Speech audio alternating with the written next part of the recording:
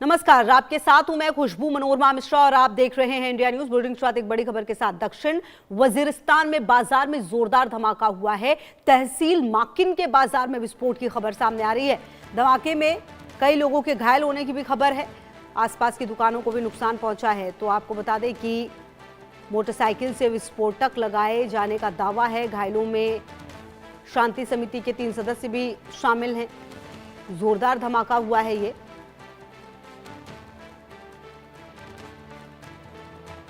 आसपास की दुकानों को भी नुकसान पहुंचा है। कुछ लोग घायल भी हुए हैं। अफरा तफरी का माहौल है। पाकिस्तान में फिर ब्लास्ट से दहशत हुआ और पाकिस्तान में पिछले कुछ समय में इस तरह की घटनाएं ज़बरदस्त तरीके से बढ़ी हैं। दक्षिण वजीरिस्तान में बाजार में ये ब्लास्ट हुआ है। बाइक में विस्फोटक लगाए गए थे, ये जानकारी सामने आ रही है। और कुल मिलाकर आपको बता दें कि धमाके में कई लोग घायल हुए हैं, ये जानकारी भी सामने आ रही है। दुकानों को भी नुकसान पहुंचा है।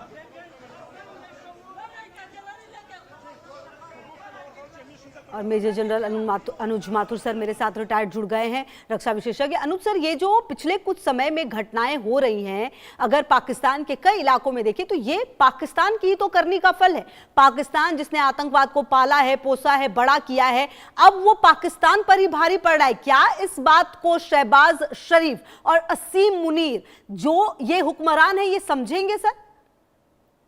जय हिंद खुशबू। देखिए, एक चीज बिल्कुल मैं आपको आपके प्रश्न का उत्तर देने से पहले बताता हूं कि जी। पाकिस्तान की मेन प्रॉब्लम क्या है।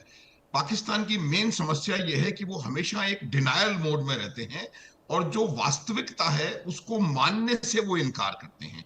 और चूंकि जब तक आप देखिए खुशबू, आप वास्तविकता को नहीं समझेंगे, नहीं मानेंगे, आप उसका समाधान नहीं निकाल सकते। और ये जो बात आपने कही है वो 100% सही है। और इस बात को मैं बार बार आपके चैनल पे भी कहता रहा हूं। इसको मैं आप हिलरी क्लिंटन के 2011 के स्टेटमेंट के साथ जोड़ना चाहता हूं कि उन्होंने कहा था 2011 में हिलरी क्लिंटन ने कि अगर आप अपने बाड़े में सांप पालेंगे तो इसकी कोई गारंटी नहीं है कि वो आपको नहीं डसेंगे। ये जो पिछले 30-40 वर्षों से पाकिस्तान अपने बाड़े में सांपों को पाल रहा है, आज वही सांप निकल करके आ रहे हैं उसके सामने। अब ये जो घटनाएं लगातार हो रही हैं, इनकी 2 खास वजह हैं। एक तो ये है कि कोई भी चीज को जब आप ये समझते हैं कि किसी भी समस्या को समाधान आप बल प्रयोग से, ताकत का लगा करके, लोगों को डरा धमका करके उसका समाधान निकाल पाएंगे, तो ये लगता है बड़ा मुश्किल होता है। लॉ ऑफ इंस्ट्रूमेंट कई दफा मैंने बताया है, एक बार फिर रिपीट करूंगा कि अगर आपके टूल बॉक्स में the only tool that you have खुशबू is a sledge hammer, then everything looks like a nail. अगर आपके टूल बॉक्स में सिर्फ एक हथौड़ा नाम का हथियार है तो आपको हर चीज कील के बराबर नजर आती है। और यही समस्या है। 1970-71 में बंगालियों के साथ इन्होंने यही किया। आज बंगाल अलग है। बलूचिस्तान में उन्होंने यही किया। आज बलूचिस्तान अलग होने की कगार पे है। खैबर पख्तूनख्वा में भी वो यही कर रहे हैं। कभी F-16 से फायर करते हैं, कभी गनशिप्स का प्रयोग करते हैं। तो ये जो चीजें हैं, ये इन तमाम चीजों का एक नतीजा है। आपको ये समझने की आवश्यकता है कि जब तक आप इस चीज को सही प्रकार से देखेंगे नहीं और जो मूल कारण हैं इसके, उन मूल कारणों का निवारण करने के प्रयास आप सिंसियरली नहीं करेंगे, इसका कोई इलाज नहीं निकल सकता। आप देखिएगा कि आने वाले समय में आज ये पाकिस्तान जो पूरी दुनिया में शांति, अमन, चैन का स्प्रेडर बन चुका है, वो कहीं ना कहीं इनको भारी पड़ रहा है। आप पहले अपना घर संभालिए, आप देखिए आपके घर में परिस्थितियां क्या हैं और उसका क्या परिणाम निकल सकता है। आज वहां पर उनके चैनलों पे लोग सऊदी अरब को गालियां दे रहे हैं।